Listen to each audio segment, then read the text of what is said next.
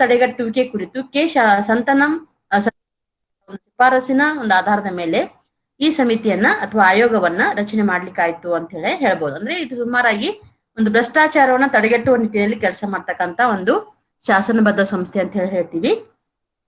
It was originally introduced through an executive ರಿಸಾಲ್ಯೂಷನ್.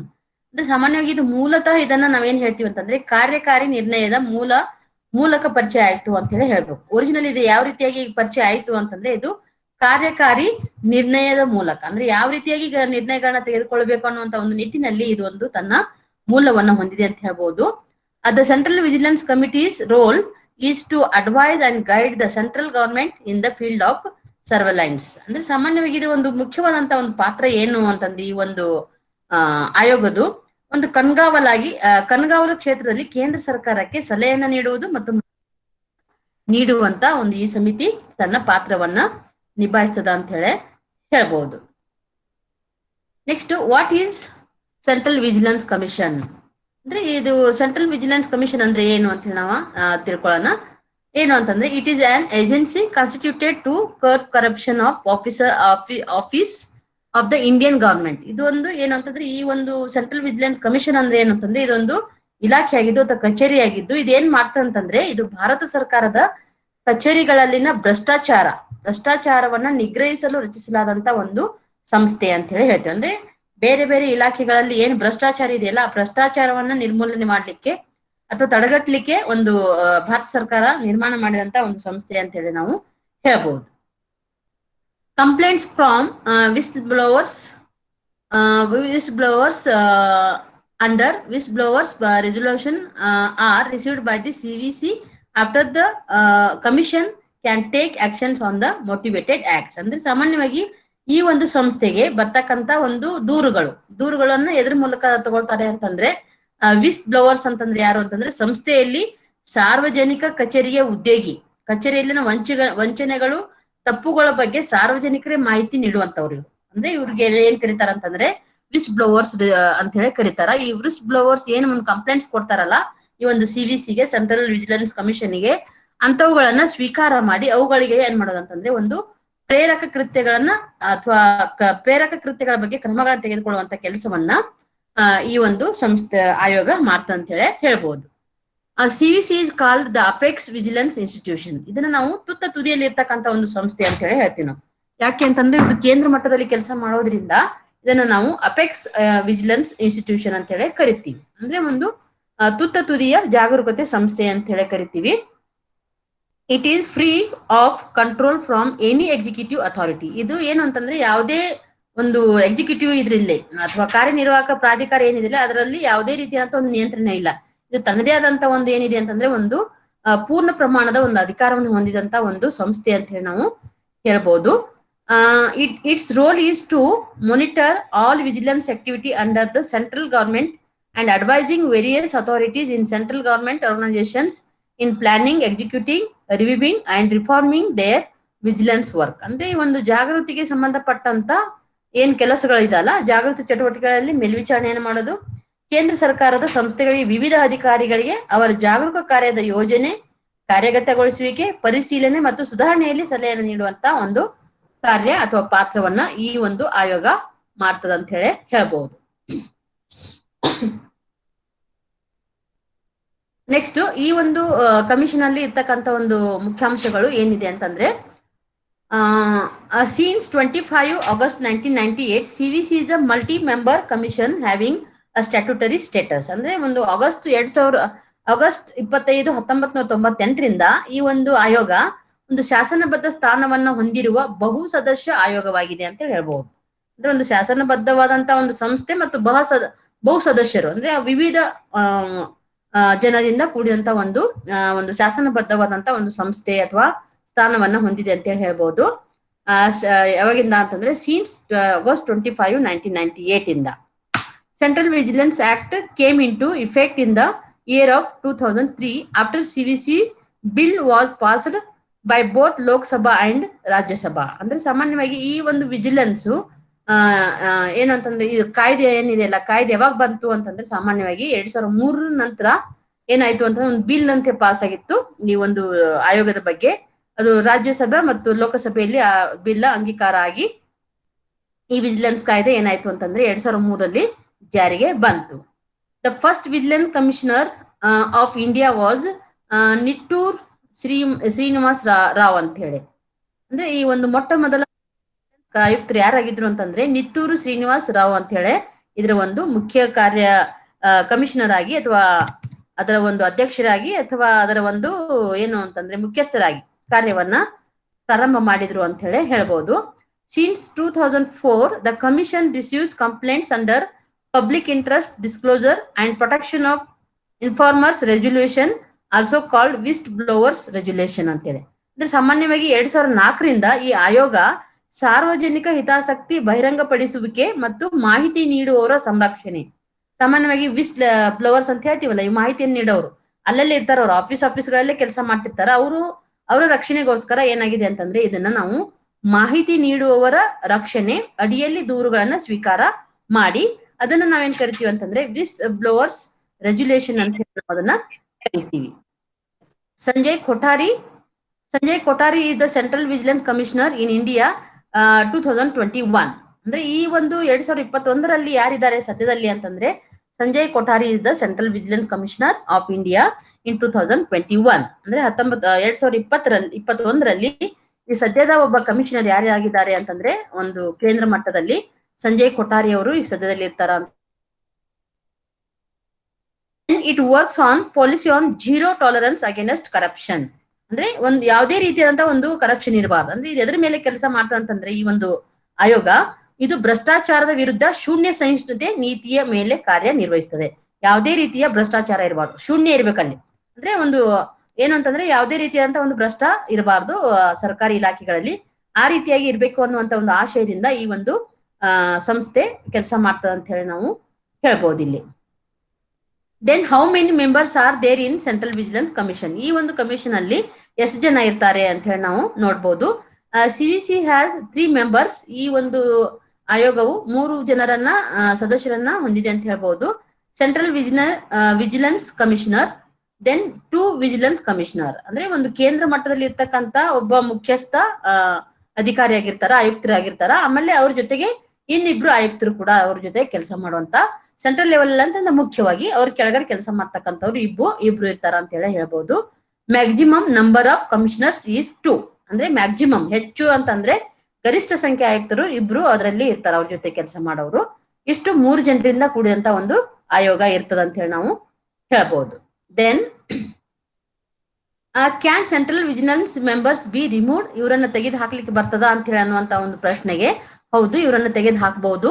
ಎಂತ ಒಂದು ಸನ್ನಿವೇಶದಲ್ಲಿ ಇವರನ್ನು ತೆಗೆದು ಹಾಕಬಹುದು ಅಂತಂದ್ರೆ the vigilance members can remove in the following circumstances. ಈ ಕೆಳಗೆ ಹೇಳಿದಂತ ಸನ್ನಿವೇಶಗಳಲ್ಲಿ ಅವರನ್ನ ತೆಗೆದು ಹಾಕ್ಲಿಕ್ಕೆ ಬರ್ತದ. ಎಂತ ಸನ್ನಿವೇಶಗಳು ಅಂತಂದ್ರೆ if the members is adjudged and insolvent. ಅಂದ್ರೆ ಸಾಮಾನ್ಯವಾಗಿ ಸದಸ್ಯನನ್ನ ಯಾವ ರೀತಿಯಾಗಿ ನಾವು ತೆಗೆದು ಹಾಕ್ಲಿಕ್ಕೆ ಬರ್ತದೆ ಅಂತಂದ್ರೆ ಅವ್ ದಿವಾಳಿಕೋರ ಅದಾನ ಅಂತಂದ್ರೆ ತಿಳಿದ್ರೆ, ದಿವಾಳಿಕೋರ ಅದಾನ ಅಥವಾ ದಿವಾಳಿ ಅಂತ ಹೇಳಿ ತೀರ್ಮಾನ ಮಾಡಿದ್ರೆ ಅವನನ್ನ ನಾವು ತೆಗೆದು ಹಾಕ್ಲಿಕ್ಕೆ ಅಥವಾ ಆ ಒಂದು ಅಧಿಕಾರ ಮೇಲಾಧಿಕಾರಿಗಳಿಗೆ ಇರ್ತದೆ ಅಂತ ಹೇಳಿ ಹೇಳ್ಬೋದು. Then if the central government holds him responsible for an offence involving moral turpitude or he is convicted for such an offence. ಅಂದ್ರೆ ಯಾವುದಾದ್ರೂ ಒಂದು ನೈತಿಕ ತಲ್ಲಣವನ್ನ ಒಳಗೊಂಡಂತ ಅಪರಾಧಕ್ಕೆ, ಅಂದ್ರೆ ನೈತಿಕವಾಗಿ ಅವನು ಏನಾದ್ರೂ ತೊಂದರೆ ಅಥವಾ ಕಷ್ಟಕ್ಕೊಳಗಾಗಿ ಏನಾದ್ರೂ ತೊಂದರೆಗೆ ಒಳಗಾದ್ರೆ ತಲ್ಲಣವನ್ನು ಒಳಗೊಂಡಂತ ಅಪರಾಧಕ್ಕೆ ಕೇಂದ್ರ ಸರ್ಕಾರ ಅವನನ್ನ ಹೊಣೆಗಾರನನ್ನಾಗಿ ಮಾಡಿದರೆ, ಕೇಂದ್ರ ಸರ್ಕಾರ ಆಯ್ಕೆ ಮಾಡಿರ್ತದ, ಅವರ ಅಂತ ಒಂದು ಸನ್ನಿವೇಶದಲ್ಲಿ ತೊಡಗಿ ಅವನು ಏನಾದ್ರೂ ಅಪರಾಧಕ್ಕೆ ಒಳಗಾಗಿದ್ರೆ ಅಂತವನನ್ನ ಮಾಡ್ಬೋದು. ಅಥವಾ ಅಂತ ಅಪರಾಧಕ್ಕೆ ಅವನು ಶಿಕ್ಷೆಗೆ ಒಳಗಾಗಿದ್ದರೆ, ಅಂದ್ರೆ ಅವನು ನೈತಿಕವಾಗಿ ತಲ್ಲಣಕ್ಕೆ ಒಳಗೊಂಡಂತ ಒಂದು ಅಪರಾಧಕ್ಕೆ ಒಳಗಾಗಿದ್ದರೆ ಮತ್ತು ಶಿಕ್ಷೆಗೆ ಒಳಗಾದರೆ ಅಂತ ವ್ಯಕ್ತಿಯನ್ನ ಕೇಂದ್ರ ಸರ್ಕಾರ ಏನ್ ಮಾಡ್ಬೋದು, ಅವನನ್ನ ತೆಗೆದು ಹಾಕುವಂತ ಅಧಿಕಾರವನ್ನ ಹೊಂದಿದೆ ಅಂತ ಹೇಳಿ ಹೇಳ್ಬಹುದು. Then if he becomes a part of the offence of profit, ಅಂದ್ರೆ ಅವನು ಏನಾದ್ರೂ ಒಂದು ಕಚೇರಿಯ ಲಾಭವನ್ನ ಪಡೆಯುವಂತ ಒಂದು ಭಾಗವಾಗಿದ್ರೆ, ನೋಡ್ರಿ ಅಧಿಕಾರಿಗಳು ಇರ್ತಾರ, ಬಟ್ ಭ್ರಷ್ಟಾಚಾರವನ್ನು ನಿರ್ಮೂಲನೆ ಮಾಡ್ಲಿಕ್ಕೆ ಇರುವಂತ ಅಧಿಕಾರಿಗಳೇ ಅದರ ಒಂದು ಭಾಗವಾದರೆ ಅವರನ್ನು ಕೂಡ ಅಂತ ಒಂದು ಸಂದರ್ಭದಲ್ಲಿ ಅವರು ಗೊತ್ತಾದ್ರೆ ಅವ್ರನ್ನು ಕೂಡ ಏನ್ ಮಾಡ್ಬೋದು ಅಂತಂದ್ರೆ ಆ ಒಂದು ಶಾಸನಬದ್ಧ ಸಂಸ್ಥೆಯಿಂದ ತೆಗೆದು ಹಾಕ್ಬಹುದು. If he is declared unfit by reason of infirmity and mind or body by the president. ಅವನು ಮನಸ್ಸು ದೇಹ ದುರ್ಬಲತೆಯಿಂದ ಇದೆ ಅಂತ ಹೇಳಿ ಅವ್ರನ್ನ ಏನಾದ್ರೂ ರಾಷ್ಟ್ರಪತಿಗಳು ಅನರ್ಹ ಅಂತ ಹೇಳಿ ತಿಳಿದ್ರೆ ಅಥವಾ ಘೋಷಿಸಿದ್ರೆ ಅವರನ್ನು ಕೂಡ ನಾವೇನ್ ಮಾಡ್ಬೋದು ಅಂತಂದ್ರೆ ರಾಷ್ಟ್ರಪತಿಯವರು ಅವ್ರು ಫಿಟ್ ಇಲ್ಲ, ಅವ್ರು ಅನ್ಫಿಟ್ ಇದ್ದಾರೆ, ಅವ್ರಿಗೆ ಯಾವುದೇ ರೀತಿಯಿಂದ ಮನಸ್ಸು ಸರಿ ಇಲ್ಲ, ಅವನು ದೈಹಿಕ ದಾರ್ಢ್ಯತೆ ಸರಿ ಇಲ್ಲ ಅಂತ ಹೇಳಿ ಏನಾದ್ರೂ ಅವರು ಡಿಕ್ಲೇರ್ ಮಾಡಿದ್ರೆ ಅಂತ ಸಂದರ್ಭದಲ್ಲಿ ಕೂಡ ರಾಷ್ಟ್ರಪತಿಯವರ ಒಂದು ಏನು ಅವರ ಒಂದು ಒಪ್ಪಿಗೆ ಪ್ರಕಾರ ಅವರನ್ನ ತೆಗೆದು ಹಾಕಬಹುದು ಅಂತ ಹೇಳಿ ಹೇಳ್ಬಹುದು. Then if he is found interested in financially driven activities or other such interests which can likely affect prejudicially in his official functions. ಅಂದ್ರೆ ಸಾಮಾನ್ಯವಾಗಿ ಆರ್ಥಿಕವಾಗಿ ಚಾಲಿತ ಚಟುವಟಿಕೆಗಳು ಅಥವಾ ಇತರ ಆಸಕ್ತಿಗಳನ್ನ ಅವನು ಏನಾದ್ರೂ ಹೊಂದಿದ್ದರೆ, ಅಂದ್ರೆ ಸಾಮಾನ್ಯವಾಗಿ ಆರ್ಥಿಕ ಚಟುವಟಿಕೆಗಳಂತಂದ್ರೆ ಏನು ಅಂತಂದ್ರೆ ಇವನು ಮುಖ್ಯವಾದಂತ ಕೆಲಸ ಏನು ಅಂತಂದ್ರೆ ಭ್ರಷ್ಟಾಚಾರವನ್ನ ತಡೆಗಟ್ಟುವಂತ ಕೆಲಸ. ಭ್ರಷ್ಟಾಚಾರವನ್ನ ತಡೆಗಟ್ಟುವುದನ್ನ ಬಿಟ್ಟು ಅವನು ಕೂಡ ಭ್ರಷ್ಟಾಚಾರಗಳ ಜೊತೆಗೆ ಆರ್ಥಿಕವಾಗಿ ಲಾಭವನ್ನ ಪಡೆಯುವಂತ ಕೆಲಸದಲ್ಲಿ ಏನಾದ್ರೂ ಪೂರ್ವಗ್ರಹವಾಗಿ ಪೀಡಿತವಾದಂತ ಒಂದು ಏನಾದ್ರು ಪರಿಣಾಮಗಳು ಅವ್ರ ಮೇಲೆ ಇದ್ದು ಅಂತಂದ್ರೆ ಆಫೀಸಲ್ ಆಗಿ ಅಂತ ಸಂದರ್ಭದಲ್ಲಿ ಕೂಡ ಏನ್ ಮಾಡ್ಬೋದು ಅಂತಂದ್ರೆ ಅವನನ್ನ ತೆಗೆದು ಹಾಕುವಂತ ಅವಕಾಶ ಇದೆ ಅಂತ ಹೇಳ್ಬಹುದು. Then the functions the work of the central vigilance commission. ಈ ಒಂದು ಕೇಂದ್ರ ಜಾಗರೂಕತೆ ಆಯೋಗ ಏನ್ ಕೆಲಸ ಮಾಡ್ತದ ಅಂತಂದ್ರೆ ಈ ಕೆಳಗಿನಂತೆ ಕೆಲವು ಕೆಲಸಗಳನ್ನ ಅದು ಮಾಡ್ತದ. ಏನು ಅಂತಂದ್ರೆ the enquiry or investigate whenever a public servant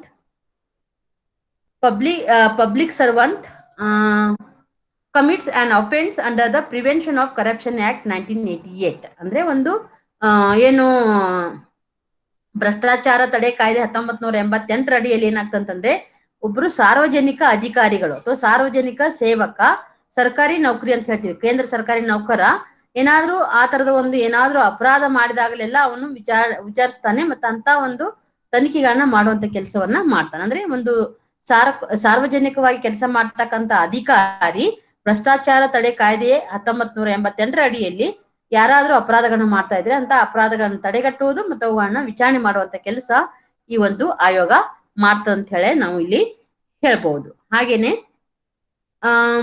they enquire or investigate against following officials who commit an offense under the Prevention of Corruption Act 1998. ಅಂದ್ರೆ ಮತ್ತು ಯಾರು ಒಂದು ಅಪರಾಧ ತಡೆ ಭ್ರಷ್ಟಾಚಾರ ತಡೆಗಟ್ಟೆ ಕಾಯ್ದೆ ಏನ್ 1988 ಏನಿದೆಯಲ್ಲ ಆ ಅಡಿಯಲ್ಲಿ ಅಪರಾಧ ಮಾಡುವಂತ ಕೆಳಗಿನ ಅಧಿಕಾರಿಗಳ ವಿರುದ್ಧ ವಿಚಾರಣೆಯನ್ನ ಮಾಡ್ತದ ಮತ್ತು ತನಿಖೆಯನ್ನ ಮಾಡ್ತದ.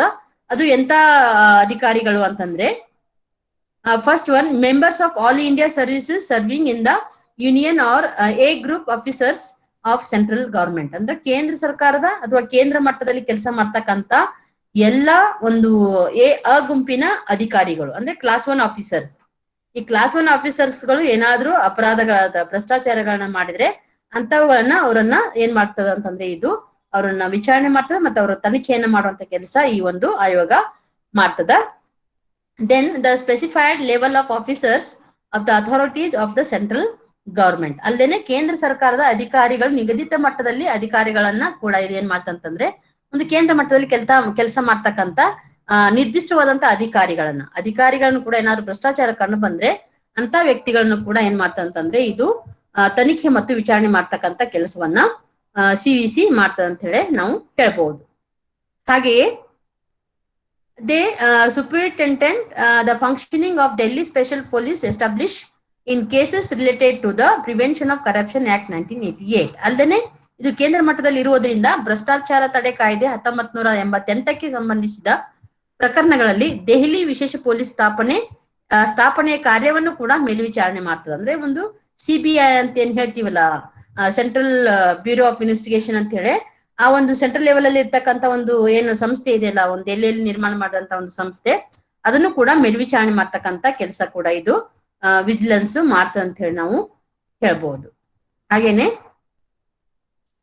they direct Delhi Special Police Establishment in investigate cases related to Prevention of Corruption Act 1988. ಅಂದ್ರೆ ಭ್ರಷ್ಟಾಚಾರ ತಡೆ ಕಾಯ್ದೆ 1988ಕ್ಕೆ ಸಂಬಂಧಿಸಿದಂತ ಪ್ರಕರಣಗಳಲ್ಲಿ, ತನಿಖಾ ಪ್ರಕರಣಗಳಲ್ಲಿ ಅವರು ದೆಹಲಿ ವಿಶೇಷ ಪೊಲೀಸ್ ಸ್ಥಾಪನೆಯನ್ನ ನಿರ್ದೇಶಿಸುತ್ತಾರೆ. ಅಂದ್ರೆ ಆ ಒಂದು ಸಂಸ್ಥೆಗೆ, ಪೊಲೀಸ್ ಇಲಾಖೆಗೆ ಏನಾದ್ರೂ ನಿರ್ದೇಶನಗಳನ್ನು ಕೊಡ್ಬೇಕಾದ್ರೆ ಆ ನಿರ್ದೇಶನಗಳನ್ನು ಕೂಡ ಏನ್ ಮಾಡ್ತಂತಂದ್ರೆ ಈ ಒಂದು ಆಯೋಗ ಅವರಿಗೆ ಕೊಡ್ತದ ಅಂತ ಹೇಳಿ ಹೇಳ್ಬಹುದು. ಹಾಗೇನೆ they review the progress of investigations conducted by Delhi special police establishment in cases related prevention of corruption act 1988. ಹಾಗೇನೆ ಭ್ರಷ್ಟಾಚಾರ ತಡೆ ಕಾಯ್ದೆ 1988ಕ್ಕೆ ಸಂಬಂಧಿಸಿದಂತ ಪ್ರಕರಣಗಳಲ್ಲಿ ದೆಹಲಿ ವಿಶೇಷ ಪೊಲೀಸ್ ಸ್ಥಾಪನೆ ನಡೆಸಿದ ತನಿಖೆಯ ಪ್ರಗತಿಯನ್ನ ಅವರು ಪರಿಶೀಲನೆ ಮಾಡ್ತಾರೆ. They review the progress of investigation conducted by the Delhi special police establishment. ಅಂದ್ರೆ ಒಂದು ಭ್ರಷ್ಟಾಚಾರ ತಡೆಗಟ್ಟೆ ಕಾಯ್ದೆ ಅಡಿಯಲ್ಲಿ ಏನ್ ಕೆಲಸ ಮಾಡ್ತಾ ಇದೆಯಲ್ಲ ಡೆಲ್ಲಿ ವಿಶೇಷ ಪೊಲೀಸ್ ಇಲಾಖೆ, ಅದು ಏನೆಲ್ಲ ಕೆಲಸ ಮಾಡಿದೆ, ಯಾವ ರೀತಿ ತನಿಖೆಗಳನ್ನ ಮಾಡಿದೆ, ತನಿಖೆಯ ಪ್ರಗತಿ ಏನು ಅಂತ ಅನ್ನೋದನ್ನ ಇದು ಏನ್ ಮಾಡ್ತಂತಂದ್ರೆ ಪರಿಶೀಲನೆ ಮಾಡುವಂತ ಒಂದು ಕೆಲಸವನ್ನ ಈ ಒಂದು ಸಂಸ್ಥೆ ಮಾಡ್ತ ಅಂತ ಹೇಳ್ಬಹುದು. ಹಾಗೇನೆ they review the progress of those applications that are pending with competent authorities for sanction under prevention of corruption act 1988. ಅದಲ್ಲದೆ ಮತ್ತೆ ಏನು ಇದು ಒಂದು ಪರಿಶೀಲನೆಯನ್ನ ಮಾಡ್ತದಂತಂದ್ರೆ ಭ್ರಷ್ಟಾಚಾರ ತಡೆ ಕಾಯ್ದೆ 1988ರ ಅಡಿಯಲ್ಲಿ ಅನುಮೋದನೆಗಾಗಿ ಸಮರ್ಥ ಅಧಿಕಾರಿಗಳೊಂದಿಗೆ ಬಾಕಿ ಇರುವ ಅರ್ಜಿಗಳ ಪ್ರಗತಿಯನ್ನ ಅವರು ಪರಿಶೀಲನೆ ಮಾಡ್ತಾರೆ. ಅಂದ್ರೆ ಯಾರಲ್ಲಿ ಅಥರೈಸ್ಡ್ ಪರ್ಸನ್ ಇದರ ಕಾಂಪಿಟೆಂಟ್ ಸಮರ್ಥ ಅಧಿಕಾರಿಗಳದಾರಲ್ಲ ಅವ್ರ ಜೊತೆಗೆ ಏನ್ ಮಾಡ್ತಂತಂದ್ರೆ ಈ ಒಂದು ಈ ಆಕ್ಟ್ ಅಲ್ಲಿ ಕೆಲಸ ಮಾಡ್ತಕ್ಕಂತ ಇಲಾಖೆಯಲ್ಲಿ ಏನಾದ್ರೂ ಬಾಕಿ ಕೇಸ್ಗಳದಾವೇನು ಅಂತ ಆ ಕೇಸ್ಗಳನ್ನ ರಿವ್ಯೂ ಮಾಡಿ ಅವುಗಳನ್ನ ಏನು ಅಂತಂದ್ರೆ ಒಂದು ಬೇಗನೆ ಸ್ಪೀಡ್ ಅಪ್ ಮಾಡಿ ಅದನ್ನ ಇತ್ಯರ್ಥ ಮಾಡ್ಬೇಕನ್ನುವಂತ ನಿಟ್ಟಿನಲ್ಲಿ ಅವ್ರ ಏನ್ ಮಾಡ್ತಾರೆ ಅಂತಂದ್ರೆ ಪರಿಶೀಲನೆಗಳನ್ನ ಮಾಡುವಂತ ಕೆಲಸ ಈ ಒಂದು ಸಂಸ್ಥೆ ಮಾಡ್ತ ಅಂತ ಹೇಳ್ಬೋದು.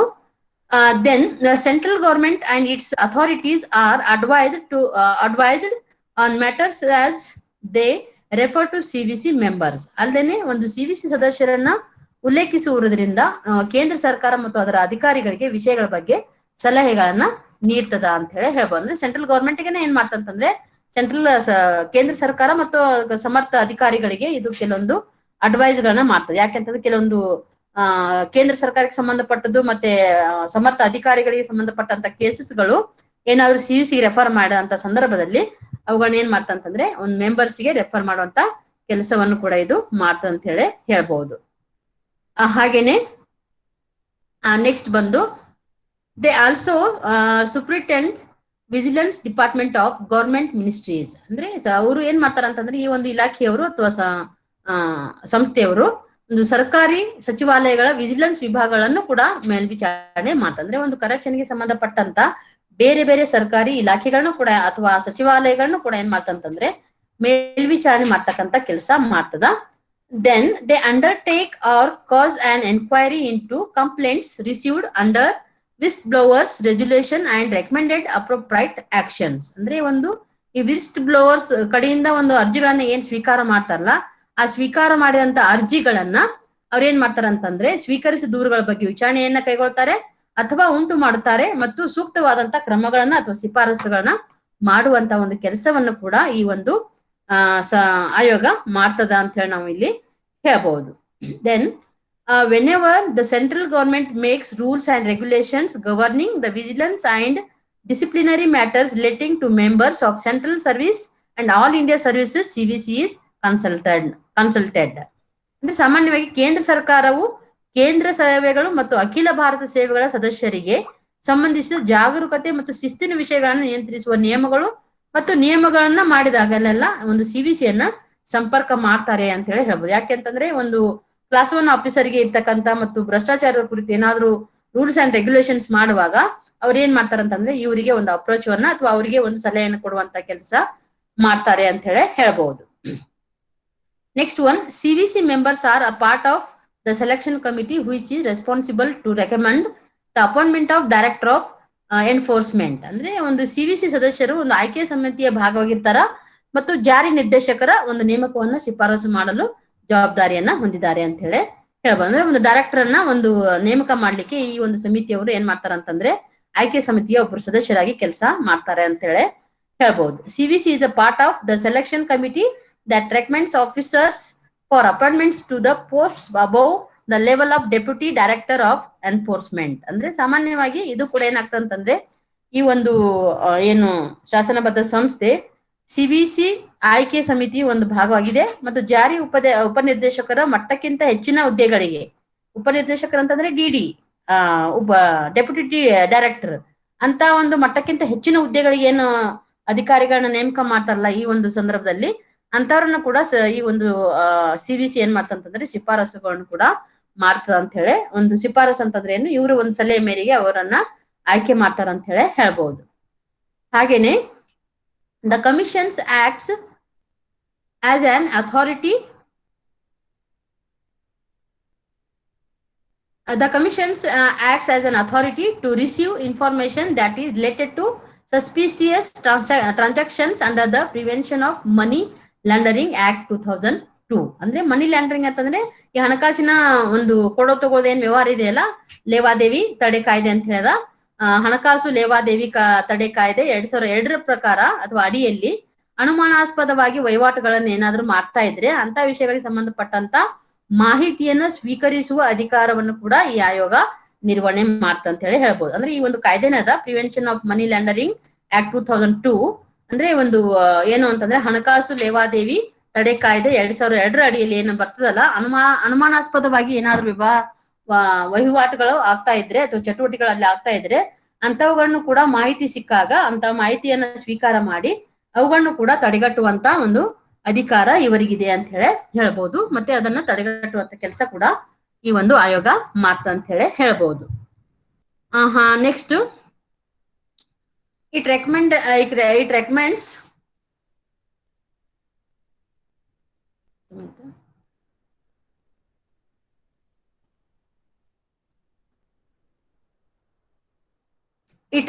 to central government for the appointment of director of prosecution in central bureau of investigation. ಅಂದ್ರೆ ಈ ಒಂದು CBI ನಲ್ಲಿ ಕೆಲಸ ಮಾಡ್ತಕ್ಕಂತ ಒಂದು ಏನು ಪ್ರಾಸಿಕ್ಯೂಷನ್ ಮಾಡುವಂತವ್ರು ಇರ್ತಾರಲ್ಲ, ಅಂದ್ರೆ ಒಂದು ಕೇಸ್ಗಳನ್ನ ಇತ್ಯರ್ಥ ಮಾಡುವಂತ ಕೆಲಸವನ್ನ ಮಾಡ್ತಿರ್ತಾರಲ್ಲ ಅಂತ ಒಬ್ಬ ಸೆಂಟ್ರಲ್ ಬ್ಯೂರೋ ಆಫ್ ಇನ್ವೆಸ್ಟಿಗೇಷನ್ ನಲ್ಲಿ ಪ್ರಾಸಿಕ್ಯೂಷನ್ ನಿರ್ದೇಶಕರ ನೇಮಕ್ಕಾಗಿ ಇದು ಕೇಂದ್ರ ಸರ್ಕಾರಕ್ಕೆ ಶಿಫಾರಸನ್ನ ಮಾಡ್ತಂದ್ರೆ ಈ ಒಂದು CBI ನಲ್ಲಿ ಯಾರು ಡೈರೆಕ್ಟರ್ ಆಫ್ ಪ್ರಾಸಿಕ್ಯೂಷನ್ ಅಂತ ಪೋಸ್ಟ್ ಇರ್ತಲ್ಲ ಅವರನ್ನ ನೇಮಕ ಮಾಡುವಂತ ಸಂದರ್ಭದಲ್ಲಿ ಕೂಡ ಇದು ಏನ್ ಮಾಡ್ತಂತಂದ್ರೆ ಸಲಹೆ ಸೂಚನೆಗಳನ್ನ ಮತ್ತು ಶಿಫಾರಸುಗಳನ್ನ ಕೇಂದ್ರ ಸರ್ಕಾರಕ್ಕೆ ಇದು ನೀಡ್ತದ ಅಂತ ಹೇಳಿ ಹೇಳ್ಬಹುದು.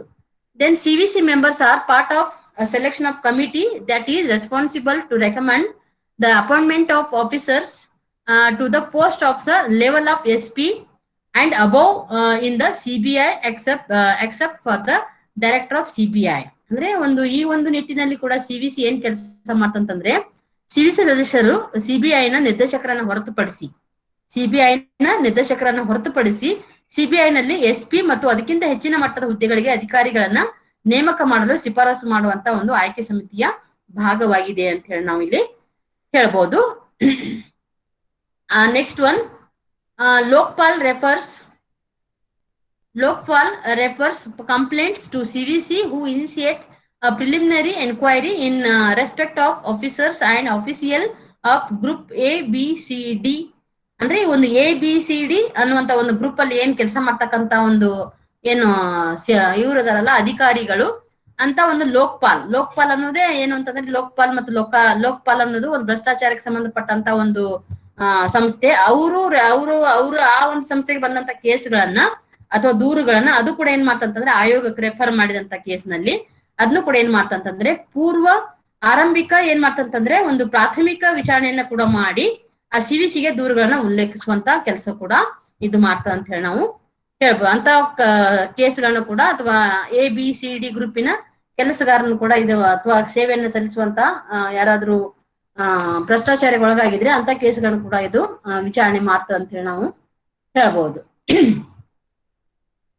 ಇಷ್ಟು ಏನು ಅಂತಂದ್ರೆ ಒಂದು ಸೆಂಟ್ರಲ್ ವಿಜಿಲೆನ್ಸ್ ಆಯೋಗಕ್ಕೆ ಸಂಬಂಧಪಟ್ಟಂತ ಮಾಹಿತಿ. ನೆಕ್ಸ್ಟ್ ಬಂದು ನಾವು ಇನ್ನೊಂದು ಆಯೋಗವನ್ನ ಇವತ್ತು ನೋಡೋಣ. ನೆಕ್ಸ್ಟ್ ಆಯೋಗ ಯಾವ್ದು ಅಂತಂದ್ರೆ competition commission of India, Bharat ಸ್ಪರ್ಧಾ ಆಯೋಗ ಅಂತ ಹೇಳಿ. ಈ ಸ್ಪರ್ಧಾ ಆಯೋಗ ಕೂಡ ಏನು ಅಂತಂದ್ರೆ ನಮ್ಮ ಭಾರತ ದೇಶದ ಮಟ್ಟದಲ್ಲಿ ಇರ್ತಕ್ಕಂತ ಒಂದು ಏನು ಅಂತಂದ್ರೆ ಇಲ್ಲಿ ಒಂದು ಭಾರತ ಮಟ್ಟದಲ್ಲಿ ಇರ್ತಕ್ಕಂತ ಒಂದು ಸ್ಪರ್ಧೆ ಅಂದ್ರೆ ಅಲ್ಲಿಯ ಸಂಸ್ಥೆಗಳು ಇಲ್ಲಿ ಬಂದು ಕೆಲಸ ಮಾಡೋದು, ಇಲ್ಲಿ ಸಂಸ್ಥೆಗಳು ಅಲ್ಲಿ ಹೋಗೋದು ಅಂತಂದ್ರೆ ಒಂದು ಆರ್ಥಿಕವಾಗಿ ಒಂದು ಮುನ್ನಡೆ ಇರಬಹುದು. ಆ ಮುನ್ನಡೆ ಅಥವಾ ಅಭಿವೃದ್ಧಿಗೋಸ್ಕರ ಈ ಒಂದು ಸಂಸ್ಥೆ ಕೆಲಸ ಮಾಡ್ತದ. ಈ competition commission of India is on important statutory body. ಇದು ಒಂದು ಮಹತ್ವದ ಒಂದು ಏನ ಹೇಳ್ತೀವಿ ನಾವು ಶಾಸನಬದ್ಧ ಸಂಸ್ಥೆ ಅಂತ ಹೇಳ್ತೀವಿ. This article briefly throws light on the objective function composition of the members and challenges and faced by the Competition Commission of India also briefly understand and competition act 2002 and the need of the competition loss. ಅಂದ್ರೆ ಇದು ಕೂಡ ಏನ್ ಮಾಡ್ತಂತಂದ್ರೆ ಒಂದು ಸ್ಪರ್ಧಾ ಆಯೋಗ, ಭಾರತ ಸ್ಪರ್ಧಾ ಆಯೋಗ ಕೂಡ ಒಂದು ಪ್ರಮುಖವಾದಂತಹ ಒಂದು ಶಾಸನಬದ್ಧ ಸಂಸ್ಥೆಯಾಗಿದ್ದು, ಈ ಒಂದು ಲೇಖನದಲ್ಲಿ ಏನ್ ಮಾಡಲಾಗಿದೆ ಅಂತಂದ್ರೆ ಸ್ಪರ್ಧಾ ಆಯೋಗ, ಭಾರತ ಸ್ಪರ್ಧಾ ಆಯೋಗ ಏನೆಲ್ಲ ಕೆಲಸ ಮಾಡ್ತಿದೆ, ಏನು ಉದ್ದೇಶ ಇದೆ, ಅದು ಎದುರಿಸ್ತಕ್ಕಂತ ಸಮಸ್ಯೆಗಳೇನು, ಸದಸ್ಯರ ಸಂಯೋಜನೆ ಹೆಂಗಾಗಿರ್ತದ, ಅಲ್ಲಿ ಇರ್ತಕ್ಕಂಥ ಸವಾಲುಗಳೇನು, ಅವುಗಳನ್ನ ಎಲ್ಲ ಒಂದು ಬೆಳಕು ಚೆಲ್ಲುವಂತ ಒಂದು ನಿಟ್ಟಿನಲ್ಲಿ ಸ್ಪರ್ಧಾ ಕಾಯ್ದೆ 2002 ಪ್ರಕಾರ ಮತ್ತು ಸ್ಪರ್ಧೆಯ ಕಾನೂನುಗಳ ಅಗತ್ಯವನ್ನ ಏನಿದೆ ಅನ್ನೋದನ್ನ ಸಂಕ್ಷಿಪ್ತವಾಗಿ ಈ ಒಂದು ಆರ್ಟಿಕಲ್ ಅಲ್ಲಿ ನಾವು ವಿವರಣೆ ಮಾಡ್ಲಿಕ್ಕೆ ಹೋಗ್ತಾ ಇದ್ದೀವಿ. What is the objectives of competition commission of India? ಒಂದು ಭಾರತದ ಸ್ಪರ್ಧಾ ಆಯೋಗದ ಒಂದು ಉದ್ದೇಶ ಏನು ಅಂತ ನೋಡಿದ್ರೆ, the CCI acts as an competition regulation in India. ಅಂದ್ರೆ ಈ ಒಂದು ಕಾಂಪಿಟೇಷನ್ ಕಮಿಷನ್ ಆಫ್ ಇಂಡಿಯಾ ಇದೇನಾಗ್ತದೆ ಅಂತಂದ್ರೆ CCI ಭಾರತದಲ್ಲಿ ಸ್ಪರ್ಧಾ ನಿಯಂತ್ರಕರಾಗಿ ಕಾರ್ಯನಿರ್ವಹಿಸುತ್ತದೆ. ಅಂದ್ರೆ ಸ್ಪರ್ಧೆಗಳನ್ನ ನಿಯಂತ್ರಣ ಮಾಡುವುದಕ್ಕಾಗಿ ಈ ಒಂದು ಸಂಸ್ಥೆ ಕೆಲಸ ಮಾಡ್ತಾ ಇದೆ. The commission was established in 2003, although it became fully functional only by 2009. ಇದು 2003ರಲ್ಲಿ ಪ್ರಾರಂಭ ಆದ್ರೂ ಕೂಡ ಅದು 2009ರಿಂದ ತನ್ನ ಒಂದು ಪೂರ್ಣಕಾಲಿಕ ಕಾರ್ಯವನ್ನ ಪ್ರಾರಂಭಿಸಿತು ಅಂತ ಹೇಳ್ಬಹುದು.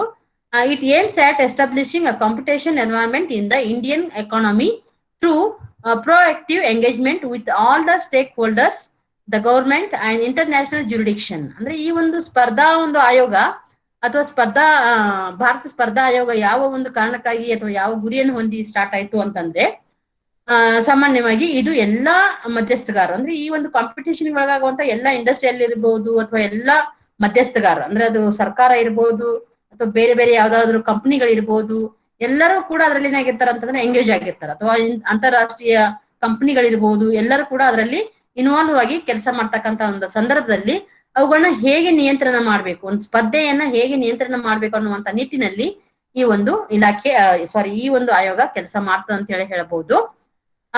ಹಾಗೇನೆ the objectives of the commission are, ಅಂದ್ರೆ ಇದರ ಒಂದು ಮುಖ್ಯವಾದಂತ ಉದ್ದೇಶಗಳು ಏನು ಅಂತಂದ್ರೆ, ಒಂದು to prevent practices that harm the competition. ಅಂದ್ರೆ ಇದ್ರ ಮುಖ್ಯವಾದಂತ ಉದ್ದೇಶ ಏನು ಅಂತಂದ್ರೆ ಸ್ಪರ್ಧೆಗೆ ಹಾನಿ ಮಾಡುವ ಅಭ್ಯಾಸಗಳನ್ನ ತಡೆಯೋದು.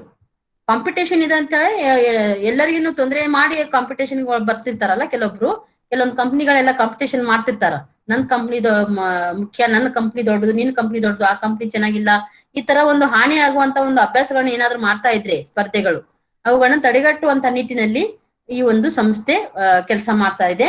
ಹಾಗೇನೆ to promote and sustain competition in markets, ಅಲ್ಲೇನೆ ಮಾರುಕಟ್ಟೆಗಳಲ್ಲಿ ಸ್ಪರ್ಧೆಗಳನ್ನ ಉತ್ತೇಜಿಸಲು ಮತ್ತು ಉಳಿಸಿಕೊಳ್ಳಲು, ಅಂದ್ರೆ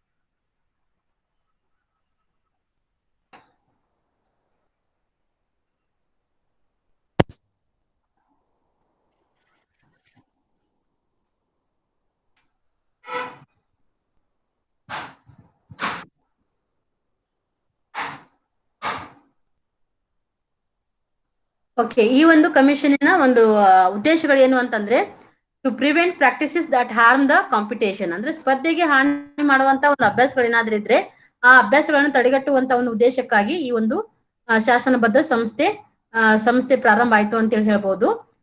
next to promote and sustain competition in markets, ಮಾರುಕಟ್ಟೆಗಳಲ್ಲಿ ಸ್ಪರ್ಧೆಯನ್ನ ಉತ್ತೇಜನ ಮಾಡ್ಲಿಕ್ಕೆ ಮತ್ತು ಉಳಿಸಿಕೊಳ್ಳಲಿಕ್ಕೆ ಕೂಡ ಈ ಒಂದು ಸಂಸ್ಥೆ ಪ್ರಾರಂಭವಾಯಿತು ಅಂತ ಹೇಳಿ ನಾವು ಹೇಳ್ಬಹುದು. Then to protect the interest of consumers, ಅಂದ್ರೆ ಗ್ರಾಹಕರ ಹಿತಾಸಕ್ತಿಗಳನ್ನು ಕೂಡ ಸಂರಕ್ಷಣೆ ಮಾಡ್ಲಿಕ್ಕೆ ಅಥವಾ ರಕ್ಷಣೆ ಮಾಡ್ಲಿಕ್ಕೆ ಕೂಡ ಈ ಒಂದು ಸಂಸ್ಥೆ ತನ್ನ ಉದ್ದೇಶಗಳನ್ನು ಹೊಂದಿದೆ. ಹಾಗೇನೆ to protect just to ensure freedom of trade, ಅಂದ್ರೆ ಯಾವುದೇ ಒಂದು ವ್ಯಾಪಾರವನ್ನ ಮಾಡ್ಲಿಕ್ಕೆ ಸ್ವಾತಂತ್ರ್ಯವನ್ನ ಖಚಿತಪಡಿಸ್ಕೊಳ್ಳಿಕ್ಕೆ. ಅಂದ್ರೆ ಸಾಮಾನ್ಯವಾಗಿ ಈ ಒಂದು ಸ್ಪರ್ಧಾ ಆಯೋಗದ ಕೆಲಸ ಏನು ಅಂತಂದ್ರೆ ಇಲ್ಲಿ ಏನಾಗ್ತಿರ್ತಾವ ಅಂತಂದ್ರೆ ಸ್ಪರ್ಧೆಗಳು ವ್ಯಾಪಾರ ನಡೀತಿರ್ತಾವ, ಆ ವ್ಯಾಪಾರಗಳನ್ನು ಕೂಡ ಒಂದು ಸ್ವತಂತ್ರವಾಗಿ ಮಾಡ್ಲಿಕ್ಕೆ ಒಂದು ಸ್ವತಂತ್ರತೆಯಿಂದ ಮಾಡಿಕೊಳ್ಳಿಕ್ಕೆ ಒಂದು ಖಚಿತಪಡಿಸಿಕೊಳ್ಳುವಂತ ಒಂದು ನಿಟ್ಟಿನಲ್ಲಿ ಕೂಡ ಈ ಒಂದು ಆಯೋಗ ತನ್ನ ಕಾರ್ಯವನ್ನ ಅಥವಾ ಉದ್ದೇಶವನ್ನ ಹೊಂದಿದೆ ಅಂತ ಹೇಳಿ ಹೇಳಬಹುದು.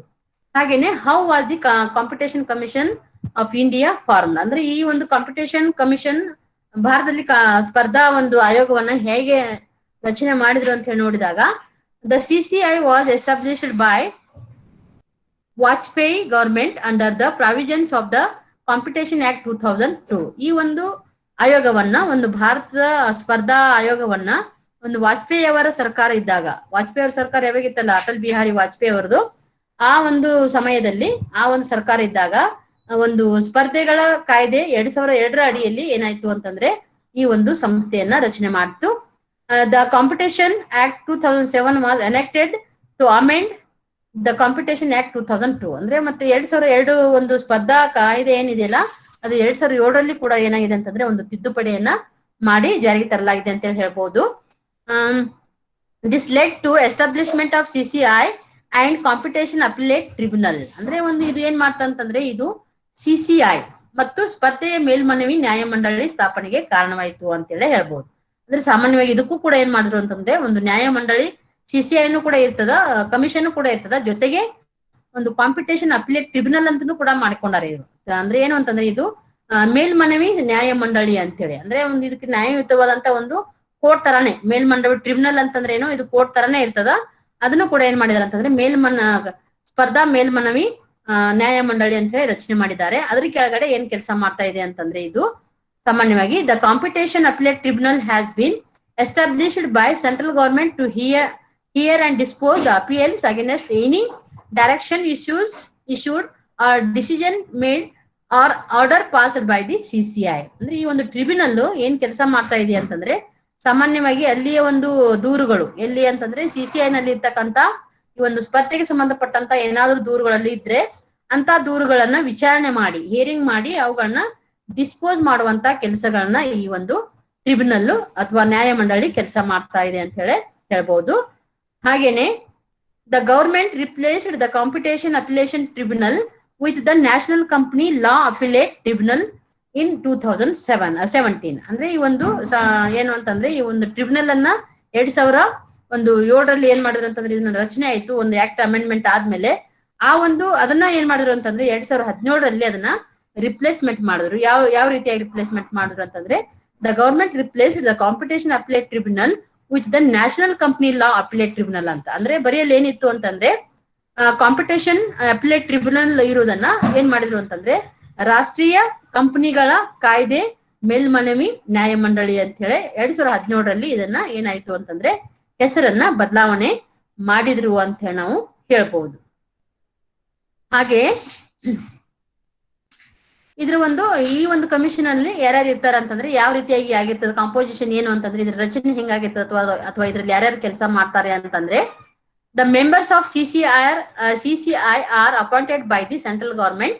The competition commission of India is currently functional with chairperson and 2 members. ಅಂದ್ರೆ ಈ ಒಂದು ಆಯೋಗಕ್ಕೂ ಕೂಡ ಬೇರೆ ಬೇರೆ ಆಯೋಗಕ್ಕೂ ಬೇರೆ ಬೇರೆ ರೀತಿಯಾದಂತ ಮೆಂಬರ್ಸ್ ಗಳು ಇರ್ತಾರ. ಇದ್ರ ಕೂಡ ಏನಂತಂದ್ರೆ ಒಬ್ರು ಚೇರ್ಪರ್ಸನ್ ಇರ್ತಾರ, ಇದನ್ನ ಮತ್ತೆ ಇಬ್ರು ಸದಸ್ಯರು ಇರ್ತಾರ. ಇದನ್ನು ಕೂಡ ಏನ್ ಮಾಡ್ತಾರ ಅಂತಂದ್ರೆ ಒಬ್ರು ಚೇರ್ಪರ್ಸನ್ ಇಬ್ರು ಮೆಂಬರ್ಸ್ ಇರ್ತಾರ. ಇವ್ರನ್ನ ಕೂಡ ಯಾರು ಆಯ್ಕೆ ಮಾಡ್ತಾರ ಅಂತಂದ್ರೆ ಒಂದು ಕೇಂದ್ರ ಸರ್ಕಾರದ ಇವರನ್ನ ಆಯ್ಕೆ ಮಾಡುವಂತ ಒಂದು ಪ್ರಕ್ರಿಯೆ ಇದೆ ಅಂತ ಹೇಳಿ ಹೇಳ್ಬಹುದು. ಅಂದ್ರೆ CCI ಸದಸ್ಯರನ್ನ ಕೇಂದ್ರ ಸರ್ಕಾರ ನೇಮಿಸುತ್ತದೆ. ಭಾರತ ಸ್ಪರ್ಧಾ ಆಯೋಗವು ಪ್ರಸ್ತುತ ಅಧ್ಯಕ್ಷರು ಮತ್ತು ಇಬ್ರು ಸದಸ್ಯರನ್ನ ಒಳಗೊಂಡು ತನ್ನ ಕಾರ್ಯವನ್ನ ನಿರ್ವಹಿಸ್ತಾ ಇದೆ ಅಂತೇಳಿ ನಾವು ಇಲ್ಲಿ ಹೇಳಬಹುದು.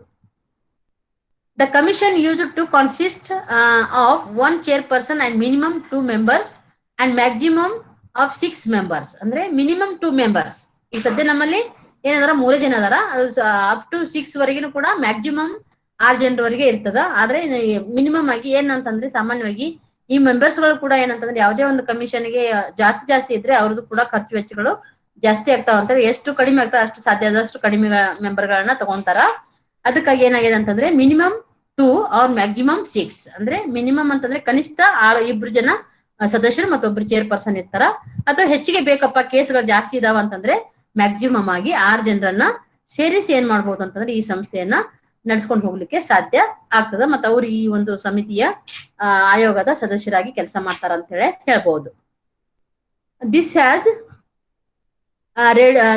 further been reduced to 3 members and 1 chairperson by the cabinet. ಅಂದ್ರೆ ಸಾಮಾನ್ಯವಾಗಿ ಈ 6 ಮ್ಯಾಕ್ಸಿಮಮ್ 6 ಜನ ಏನಿತ್ತಲ್ಲ ಅದನ್ನೇನಾಯ್ತು ಅಂತಂದ್ರೆ ಮುಂದೆ ಮತ್ತಷ್ಟು 3 ಸದಸ್ಯರನ್ನ ಮತ್ತು ಒಬ್ಬ ಅಧ್ಯಕ್ಷರಿಗೆ ಕ್ಯಾಬಿನೆಟ್ ಏನ್ ಮಾಡ್ತು ಅಂತಂದ್ರೆ ಕಡಿಮೆ ಮಾಡ್ತು. ಅಂದ್ರೆ ಮಿನಿಮಮ್ 2 ಮೆಂಬರ್ಸ್ ಮ್ಯಾಕ್ಸಿಮಮ್ 6 ಮೆಂಬರ್ಸ್ ಇರ್ಬೇಕನ್ನುವಂತ ಒಂದು ನಿಟ್ಟಿನಲ್ಲಿ ಒಂದು ಕ್ಯಾಬಿನೆಟ್ ಏನ್ ಮಾಡ್ತು ಅಂತಂದ್ರೆ ಅದನ್ನ ಇದು ಎಷ್ಟು ಲಿಮಿಟ್ ಮಾಡ್ತು ಅಥವಾ ರೆಡ್ಯೂಸ್ ಮಾಡ್ತು ಅಂತಂದ್ರೆ ಒಬ್ರು ಚೇರ್ಪರ್ಸನ್ 2 ಜನ ಸದಸ್ಯರು ಸಾಕು ಅಂತ ಹೇಳಿ ಅದನ್ನ ಏನ್ ಮಾಡ್ತು ಅಂತಂದ್ರೆ ಕಡಿಮೆ ಮಾಡಿತು ಅಂತ ಹೇಳಿ ಹೇಳ್ಬಹುದು. This move was taken to produce a faster turnaround in hearing and speeder approval, thereby stimulating the business process of corporates and resulting in greater employment opportunities in the country. ಇದು ಯಾವುದಕ್ಕಾಗಿ ಈ ಒಂದು ಸಮಿತಿಯನ್ನ ರಚನೆ ಮಾಡಿದ್ರು ಅಂತಂದ್ರೆ ಸಾಮಾನ್ಯವಾಗಿ ಈ ವಿಚಾರಣೆಯಲ್ಲಿ ಮತ್ತು ತ್ವರಿತ ಅನುಮೋದನೆಯಲ್ಲಿ, ಅಂದ್ರೆ ಯಾವುದೇ ಒಂದು ಹೀರಿಂಗ್ಸ್ ಅಲ್ಲಿ ಬಂದಂತ ಕಂಪ್ಲೇಂಟ್ಸ್ ಗೆ ಬೇಗ ಹೀರಿಂಗ್ಸ್ ಆಗ್ಬೇಕು. ಹೀರಿಂಗ್ಸ್ ಅಂತಂದ್ರೆ ಕೋರ್ಟ್ ಪ್ರೊಸೀಜರ್ಸ್, ಅಂದ್ರೆ ಅಲ್ಲೆಲ್ಲ ಏನಾಗ್ತಿತ್ತು ಅಂತಂದ್ರೆ ಹೀರಿಂಗ್ ಆಗ್ತಿರ್ತಾವ, ಅಲ್ಲಿ ಕೇಸ್ಗಳು ನಡೆಸಿರ್ತಾರ. ಕೇಸ್ ಹೀರಿಂಗ್ ಅಂತಂದ್ರೆ ಏನು, ವಿಚಾರಣೆಗಳು ನಡೆಯೋದು ಮತ್ತೆ ತ್ವರಿತವಾಗಿ ಅವುಗಳನ್ನ ಇತ್ಯರ್ಥ ಮಾಡೋದು. ತ್ವರಿತವಾದಂತಹ ಒಂದು ಇತ್ಯರ್ಥಗಳಿಗೆ ಒಂದು ಅನುಮೋದನೆಯನ್ನ ಕೊಡುವಂತ ನಿಟ್ಟಿನಲ್ಲಿ ಈ ಒಂದು ಏನ್ ಮಾಡಿದ್ರು ಅಂತಂದ್ರೆ ವೇಗವಾಗಿ ತಿರುವು ಪಡೆಯಲು, ಅಂದ್ರೆ ಆ ಒಂದು ಅದರ ಒಂದು ರಿಸಲ್ಟ್ ಅನ್ನ ತೆಗೆದುಕೊಳ್ಳಲಿಕ್ಕೆ ಅಥವಾ ಪಡಿಲಿಕ್ಕೆ ಮತ್ತು ಕಾರ್ಪೊರೇಟ್ಗಳ ವ್ಯವಹಾರಗಳನ್ನ ಅಥವಾ ಪ್ರಕ್ರಿಯೆಗಳನ್ನ ಉತ್ತೇಜಿಸಲಿಕ್ಕೆ ಈ ಒಂದು ದೇಶದಲ್ಲಿ ಹೆಚ್ಚಿನ ಉದ್ಯೋಗ ಅವಕಾಶಗಳ ಈಗ ಏನಾಗ್ತಾ ಇದಾವೆ ಅಂತಂದ್ರೆ ದೊರೀತಾ ಇದಾವೆ ಅಂತ ಹೇಳಿ ಹೇಳ್ಬೋದು. ಯಾಕೆ ಅಂತಂದ್ರೆ ಇದು ಸ್ಪರ್ಧಾ ಆಯೋಗ ಇರೋದ್ರಿಂದ ಇಲ್ಲಿ ಹೆಚ್ಚು ಏನಾಗ್ತಾ ಇದೆ ಅಂತಂದ್ರೆ ಆ ಸ್ಪರ್ಧೆಗೆ ಸಂಬಂಧಪಟ್ಟಂತ ಏನಾದ್ರೂ ಕಾನೂನುಬದ್ಧವಾದಂತ ಒಂದು ಏನಾದ್ರೂ ಕೇಸ್ಗಳಿದ್ರೆ ಪ್ರಕರಣಗಳಿದ್ರೆ ಅವುಗಳನ್ನ ಬೇಗ ವಿಚಾರಣೆ ಮಾಡಿ ಅವುಗಳಿಗೆ ಒಂದು ತಿರುವನ್ನ ಕೊಡುವುದರಿಂದ ಅಲ್ಲೇನಾಗ್ತಾ ಇದೆ ಅಂತಂದ್ರೆ ದೇಶದ ಎಲ್ಲಾ ಜನರಿಗೆ ಕೂಡ ಒಂದು ಉದ್ಯೋಗ ಅವಕಾಶಗಳು ಜಾಸ್ತಿ ಸಿಗ್ತಾ ಇದಾವೆ ಅಂತ ಹೇಳಿ ನಾವಿಲ್ಲಿ ಹೇಳ್ಬಹುದು. Next one, the chairperson and the members are usefully fully time members. ಅಂದ್ರೆ ಇಲ್ಲಿ ಈ ಒಂದು ಆಯೋಗಕ್ಕೆ ಇರ್ತಕ್ಕಂತ ಒಂದು ಅಧಿಕಾರಿಗಳು ಒಬ್ರು ಚೇರ್ಪರ್ಸನ್ 2 ಮೆಂಬರ್ಸ್ ಇಲ್ಲಿ ಫುಲ್ ಟೈಮ್ ಆಗಿ ಇರ್ತಾರ. ಅವರು ಯಾಕೆ ಫುಲ್ ಟೈಮ್ ಆಗಿ ಅಂತಂದ್ರೆ ಓವರ್ ಆಲ್ ಆಗಿ ಅಲ್ಲಿ ಕೆಲಸ ಮಾಡ್ತಕ್ಕಂಥವ್ರೆ 3 ಜನ ಇರೋದ್ರಿಂದ ಅವರು ಆ ಸಮಿತಿಯ ಒಂದು ಪೂರ್ಣಕಾಲಿಕವಾದಂತ ಒಂದು ಸದಸ್ಯರಾಗಿ ಕೆಲಸವನ್ನ ಮಾಡ್ತಿರ್ತಾರೆ ಅಂತ ಹೇಳಿ ಹೇಳ್ಬಹುದು. The eligibility for the commission, ಅಂದ್ರೆ ಈ ಒಂದು ಕಮಿಷನ್ಗೆ ಒಂದು ಆಯ್ಕೆ ಆಗ್ಬೇಕಾದ್ರೆ ಏನ್ ಎಲಿಜಿಬಿಲಿಟಿ ಇರ್ಬೇಕು ಅಂತಂದ್ರೆ the chairperson and every other member shall be a person of ability, integrity and who has been or is qualified to be a judge of high court or has special knowledge of the professional experience of not less than 15 years in the international trade, economics, business, commerce, law, finance, accountancy, management, industry, public affairs, administration, or in any other matter which in the opinion of the central government may be useful to the commission. ಅಂದ್ರೆ ಈ ಕಮಿಷನಿನ ಸದಸ್ಯರು ಆಗ್ಬೇಕಾದ್ರೆ ಏನ್ ಅವರಿಗೆ ಒಂದು ಅರ್ಹತೆ ಇರ್ಬೇಕು ಅಂತಂದ್ರೆ ಆಯೋಗದ ಅರ್ಹತೆ ಏನು ಅಂತಂದ್ರೆ ಯಾರಿದ್ರು ಚೇರ್ಪರ್ಸನ್ ಆಗ್ತಾರಲ್ಲ ಅವರು ಸಾಮಾನ್ಯವಾಗಿ ಏನಾಗಿರ್ಬೇಕು ಅಂತಂದ್ರೆ ಅವರು ಒಂದು ಹೈಕೋರ್ಟಿನ ಜಡ್ಜ್ ಆಗಿ ಕೆಲಸ ಮಾಡಿದಂತ ಅನುಭವ ಅವ್ರಿಗಿರ್ಬೇಕು. ಮತ್ತೆ ಸದಸ್ಯರು ಏನಾಗಿರ್ಬೇಕು ಅಂತಂದ್ರೆ ಅವ್ರಿಗೆ 15 ಇಯರ್ಸ್ ಎಕ್ಸ್ಪೀರಿಯನ್ಸ್ ಇರಬೇಕು. ಅಂದ್ರೆ ಲೆಸ್ ದ್ಯಾನ್ 15 ಇಯರ್, 15 ವರ್ಷಕ್ಕಿಂತ ಕಡಿಮೆ ಅನುಭವ ಇರಬಾರ್ದು. 14 ವರ್ಷ 15 ವರ್ಷ ಆದ್ರೆ ಅಂತ 15 ವರ್ಷಕ್ಕಿಂತ ಹೆಚ್ಚಾದ್ರೂ ಕೂಡ ಏನಾಗ್ಬೇಕು ಅಂತ ಮಿನಿಮಮ್ 15 ವರ್ಷ, ಲೆಸ್ ದಾನ್ 15 ಇಯರ್ಸ್. 15 ವರ್ಷಕ್ಕಿಂತ ಕಡಿಮೆ ಅನುಭವ ಇರ್ಲಾರ್ದಂತ ವ್ಯಕ್ತಿಗಳು ಅಂತಾರಾಷ್ಟ್ರೀಯ ವ್ಯವಹಾರ, ಅರ್ಥಶಾಸ್ತ್ರ, ವ್ಯವಹಾರ, ವಾಣಿಜ್ಯ, ಕಾನೂನು, ಹಣಕಾಸು, ಅಕೌಂಟೆನ್ಸಿ, ನಿರ್ವಹಣೆ, ಕೈಗಾರಿಕೆ, ಸಾರ್ವಜನಿಕ ವ್ಯವಹಾರಗಳು, ಆಡಳಿತ ಅಥವಾ ಕೇಂದ್ರ ಸರ್ಕಾರದ ಅಭಿಪ್ರಾಯದಲ್ಲಿ ಆಯೋಗಕ್ಕೆ ಉಪಯುಕ್ತವಾದಂತಹ ಯಾವುದೇ ವಿಷಯದಲ್ಲಿ 15 ವರ್ಷಗಳಿಗಿಂತ ಕಡಿಮೆ ಅನುಭವ ಇರಬಾರದು ಅದು ಸದಸ್ಯರಾಗಬೇಕಾದ್ರೆ. ಅಂತವ್ರನ್ನ ಇದೇನ್ ಮಾಡ್ತಂತಂದ್ರೆ ಒಂದು ಆಯೋಗದ ಸದಸ್ಯರನ್ನಾಗಿ ಮಾಡ್ಕೊಳ್ಳುವಂತ ಅವಕಾಶ ಇದೆ ಅಂತ ಹೇಳಿ ನಾವು ಹೇಳ್ಬೋದು. ಈ ಒಂದು ಕಾಂಪಿಟೇಷನ್ ಕಮಿಷನ್ ನ ಒಂದು ಕಾರ್ಯಗಳನ್ನ ನೋಡ್ಬೇಕಾದ್ರೆ ಇದು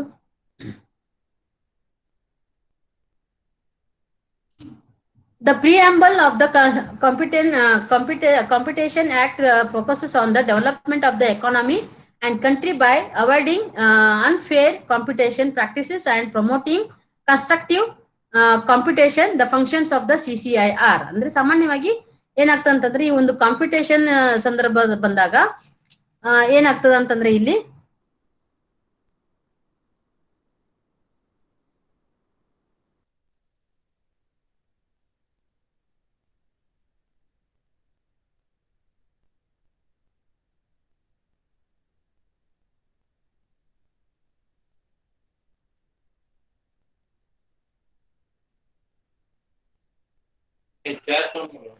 ಮ್ಯಾಮ್ ಏನು ಕೇಳಿಸ್ತಿಲ್ಲ.